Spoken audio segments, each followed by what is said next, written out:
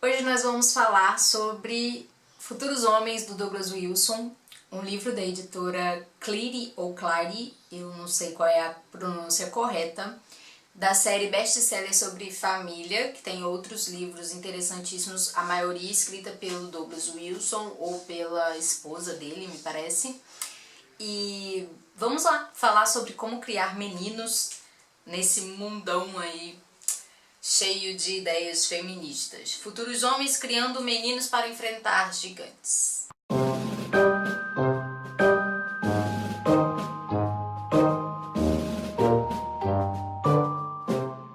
Antes de falar desse livro, eu quero agradecer a todos que se inscreveram aqui no canal, agradecer pela ótima recepção que o pessoal lá do Livros e Teologia teve comigo. Eu agradeço o carinho de todos vocês, bem-vindos aqui ao Ano Sem Amazon. E se você caiu de paraquedas aqui nesse vídeo, já se inscreve, ativa o sininho, deixa o seu curtir, porque ajuda muito o canal. E se você ficar interessado em comprar esse livro, eu vou deixar o link aqui embaixo.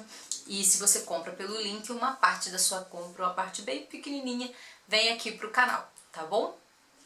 Então vamos começar a falar desse livro. Quero falar da edição, que é uma edição excelente, um papel muito gostoso de ler. Ele não é tão ásperozinho como a gente costuma ver, por exemplo, na Dark Side, por exemplo. É uma outra qualidade de papel, mas ela é amarelinha, tem orelhas, tem muitas informações sobre o tema, você já começa lendo o livro sabendo do que ele vai falar.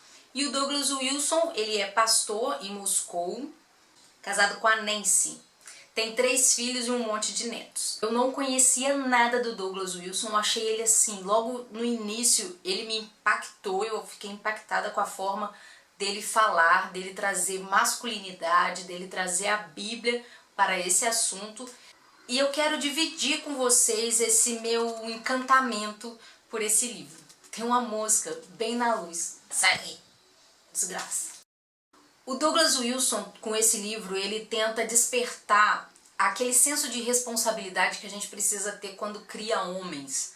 E ele vai fazer isso à luz da Bíblia e muito encaixado no contexto de mundo feminista, de um mundo com tendências igualitárias. E geralmente a gente pisa um pouco em ovos para falar algumas coisas, principalmente ligado a estereótipos, e ele não tem medo.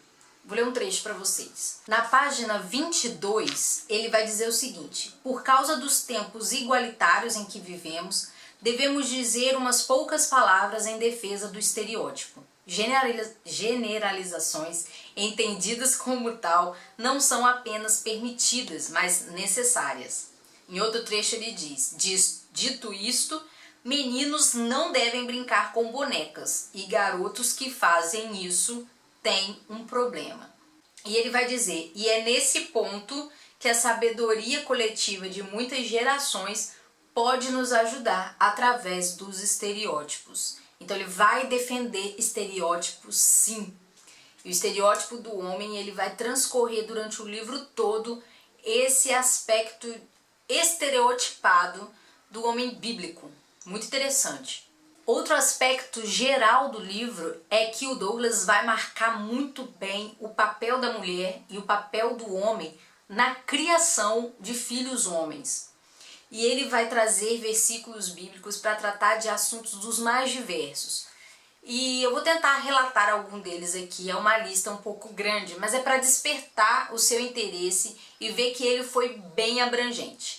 Ele falou, por exemplo, de meninos brincarem com bonecas, e ele vai trazer isso também no aspecto de ter amigos e ter amigas, dos brinquedos, das brincadeiras, da forma de se vestir. Ele vai falar também sobre como que os pais vão lidar com a religião do filho, se os pais vão impor ou não o evangelho. E para isso ele vai trazer a teologia do pacto, né? Ele vai falar de que se uma criança nasce num lar cristão, essa criança faz parte do pacto, até que ela resolva sair. Não tem essa de esperar a criança resolver entrar. A criança resolve sair ou não. Outra coisa interessante que ele vai falar é sobre o tamanho da adolescência. Por que ele fala sobre isso? às vezes a gente deixa a fé muito pra frente. A gente deixa pra tratar a fé muito pra frente. Assim como outros assuntos, e a adolescência fica muito longa, a imaturidade e a falta de responsabilidade acabam ficando muito longas. Ele vai falar também do protagonismo do homem, do pai, na criação do filho. Vai falar sobre o uso do álcool, o uso da maconha e muitos outros assuntos que vão envolver a vida dos meninos. O último aspecto geral que eu gostaria de falar é sobre a masculinidade no escrever. Eu li esse livro e eu fiquei pensando assim, gente, como que esse homem tá falando de forma máscula? Ele escreve sem delicadezas, sabe? Por isso que eu acredito que esse livro é muito voltado para os pais, os homens, porque eu me diverti lendo esse livro, mas eu acho que a linguagem dele é muito masculina e isso é bom porque até no estilo Douglas Wilson vai tratar de masculinidade. Como eu disse, o Douglas não tem medo de falar sobre feminilidade, feminização, estereótipo e tudo isso.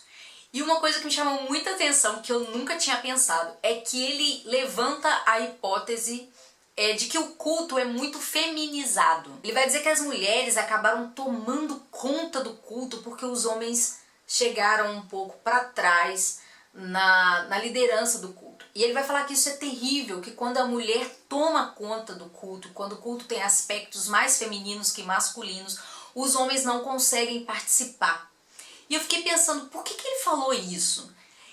Do que ele está falando? Ele está falando do aspecto feminino do quê? A mulher não pode falar, a mulher não pode dirigir, não é isso. Eu vou ler o trecho e depois a gente conversa. Olha só o que ele vai dizer na página 99.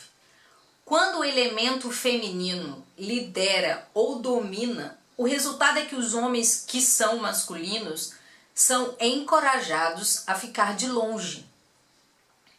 Ele vai dizer também que a adoração se tornou algo próprio da mulher e a adoração feminina exclui os homens e a adoração masculina abrange os homens, as mulheres, os velhos, as crianças, todo mundo. Vou ler mais um trecho. Quando homens vão à igreja, simplesmente para sentar lá atrás, eles estão ensinando os garotos a fazerem exatamente a mesma coisa, se não menos.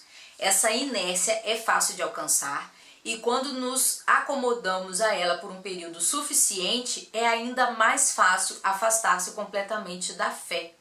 Isso significa que os garotos devem estar presentes no culto a Deus bem cedo na vida e devem receber treinamento contínuo durante toda a infância. A igreja nunca deve ser fácil no sentido de não exigir nenhum compromisso de discipulado. O que me parece que ele quer dizer é que o culto deve ter um envolvimento masculino muito maior do que ele tem ultimamente.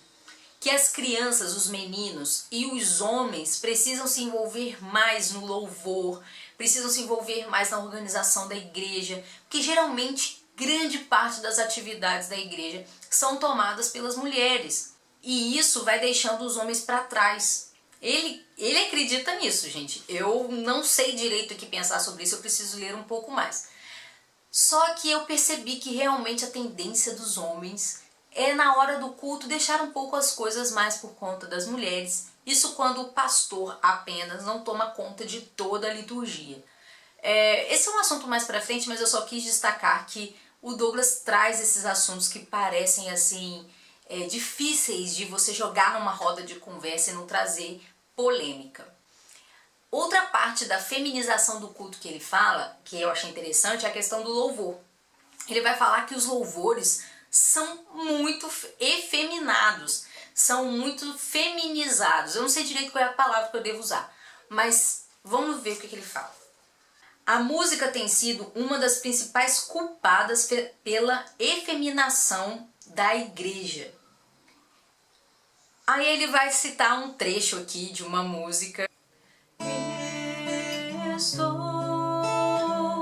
no meu jardim, tranquei a porta, abri meu coração, reguei minhas raízes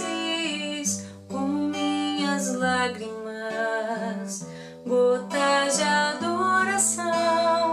E ele vai defender que os salmos, que são os louvores cantados na Bíblia, são salmos de guerreiros. Olha só, o escritor da maioria dos salmos era um guerreiro que sabia como lutar em cântico contra os inimigos do Senhor. Com respeito à música dos nossos salmos e hinos, devemos retornar ao mundo do canto vigoroso, dos hinos vibrantes, com mais músicas na quais o tenor carrega a melodia, com quintos abertos e glória. Quando ele fala de tenor e quintos abertos, ele está falando de coisas que são próprias da música, tá, gente? Tenor é a voz do homem e quintos abertos é uma questão de escala, do tom.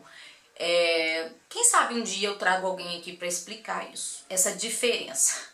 Nosso problema não é que tais hinos não existam, nosso problema é que nós nos esquecemos deles. E ao esquecê-los, estamos nos esquecendo dos nossos garotos. Homens precisam ensinar tais cânticos a seus filhos.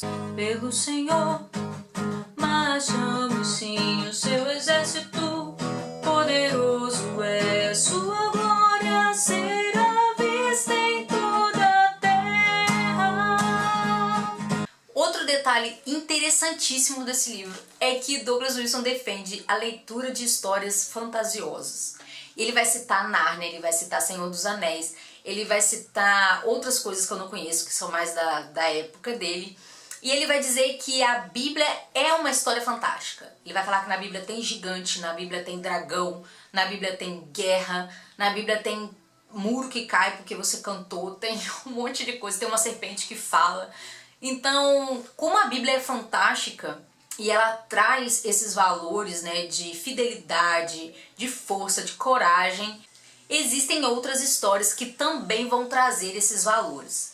E é muito interessante porque às vezes era muito fácil para mim pensar que eu não deveria ensinar para o meu filho sobre Papai Noel e sobre Páscoa, Coelho da Páscoa, né, e tal. Mas eu ficava, gente, mas eu gosto tanto de fantasia, o que eu vou fazer? O cara abriu a porta aqui e falou, vai e ensina. Ele fala até que ele se sente como se fosse o cidadão de Nárnia. Isso é muito interessante. E eu vou, por minha conta, tá, gente? Vou incluir aqui nessa lista que ele faz Harry Potter. Porque eu acredito que na história do Harry Potter, em todos os livros, a amizade, a coragem, o bem contra o mal, tudo isso, além de várias questões de perdão também entre os amigos, né? Todas essas coisas são valores que podem ser ensinados para as crianças. O negócio é você ler junto, é você destacar essas coisas e deixar que a fantasia traga essas coisas para o subconsciente da criança. Agora eu quero falar de uma coisinha que eu não ia falar, mas como eu estou lendo o que estão ensinando para os nossos filhos, é um livro lá da leitura compartilhada do Livros e Teologia, depois eu vou colocar direitinho aqui qual que é o autor e tal, porque eu não anotei, mas como tá falando de educação, esse livro vai falar um pouquinho de educação também. Ele vai falar que as escolas primárias, né, até mesmo o ensino médio, geralmente tem um corpo docente muito feminino. A maioria das professoras são mulheres. E como elas se identificam com as meninas, as atividades geralmente são femininas. Aquilo que é glorificado dentro da sala de aula é o comportamento da menina, que é quietinha, que é dócil, que atende prontamente o chamado da professora. Então, brigas, discussões dos meninos e tal, até mesmo uma luta de território que os meninos geralmente fazem, tudo isso é muito reprimido. E aí ele fala que uma educação feita exclusivamente por mulheres pode trazer efeminação para os meninos. E ele vai falar também desse risco quando o menino estuda em casa, quando a gente faz homeschooling. Tem tudo a ver com umas conversas que a gente vem tendo lá no Telegram, que é sobre o homeschooling. Como que eu vou criar um menino no homeschooling? A criação dentro de casa encaixa certinho para a formação da menina. Mas para o menino não. O menino tem os olhos para fora. É isso que ele fala aqui, ipsis litteris. O menino olha para fora. O mundo do menino, onde ele aprende, é fora de casa. Então, quando eu quero fazer homeschooling com o menino, eu preciso prestar atenção nisso, levar esse menino para fora, pensar em que a casa pode educar esse menino. Nem tudo é papel do homem dentro de casa. Vou apanhar, eu sei. Leiam um livro, porque às vezes eu falo uma coisa que pode ser má interpretada ou mal interpretada. Antes de terminar esse vídeo, eu quero ler alguns trechos para vocês que eu separei aqui, que eu achei interessantíssimo. Na página 47, ele vai falar sobre a questão da idade em que a gente vai cobrar do menino fé, né? E todas as disciplinas que a gente precisa ter dentro da nossa fé. A responsabilidade básica de todos, homens e mulheres, rapazes e moças, meninos e meninas, permanece a mesma: adorar ao Senhor. Nossa tendência é dizer coisas como: bem, não se pode esperar isso de alguém na idade dele, mas isso é radicalmente antibíblico. Tudo que respira tem a obrigação de louvar ao Senhor. Nenhuma exceção foi concedida aos adolescentes. É interessante que ele também vai falar sobre o padrão de comportamento dos meninos. Sabe aquela coisa de andar com a roupa da moda, o tênis da moda, a música mais jovial, a cultura rasa? Tudo isso ele vai criticar e ele vai dizer o seguinte: eles devem aspirar à dignidade da maturidade. Não devem cair no atual padrão de perpetuar uma juventude imatura nas roupas, modos e assim por diante. Lembra que eu falei que ele fala sobre o papel da mulher na educação do filho? Olha como que ele coloca o homem como responsável de passar para o menino o que é ser homem de verdade. Ele vai dizer o seguinte: uma mãe pode e deve disciplinar o seu filho, mas ela não é capaz de fazer isso revivenciando. Ela precisa, portanto, da perspectiva do marido a fim de apontar o caminho a seguir. Tal perspectiva deve ser explicada pelo marido à esposa, ao invés de simplesmente presumir que qualquer pessoa no mundo tem as mesmas experiências e recordações que ele. Ou seja, a mulher educa muito bem uma menina porque ela sabe o que é ser mulher, e o homem deve ajudar a mulher a educar o menino porque ele sabe o que é ser homem e como que o homem vê o mundo. Então, gente, é isso que eu quero falar com vocês sobre esse livro. Eu achei esse livro muito bom. Eu no início eu fiquei um pouco com o pé atrás, achei ele um pouco radical, mas depois eu entendi que ele estava escrevendo para homens e aí eu fiquei mais tranquila, porque eu acho que o estilo me assustou um pouco no início, mas depois eu fiquei bem. Esse livro pode ser lido por mulheres, só aviso que o estilo é um pouco masculino. Um pouco não, bem masculino, e aí pode te assustar um pouco, mas leia, porque é muito interessante sentir que a gente precisa entender como a diferença entre criar meninos e meninas, né? Eu nunca tinha pensado exatamente nas coisas que ele fala aqui. E então, abri os meus olhos para criar. Eu tenho um menino e abri os meus olhos de como eu devo criar esse menino. Eu quero ler outros livros nessa temática e em breve eu trago alguma outra resenha. Já me indicaram alguns livros, na verdade, e eu não tenho menina, mas quem sabe, eu acho que eu vou ler alguns livros sobre educação de meninas também, tá? Como eu disse no início do vídeo, não se esqueça de deixar o seu joinha, nem de compartilhar e se inscrever no canal se esse é o primeiro vídeo que você tá vendo. Comenta também, fala o que você achou, vamos discutir essas coisas intrigantes que esse livro trouxe para nós. Vamos passar 2019 lendo. Agora, se o Benjamin aprender alguns feitiços, a gente tenta achar uma carta de Hogwarts para ele. Enfim.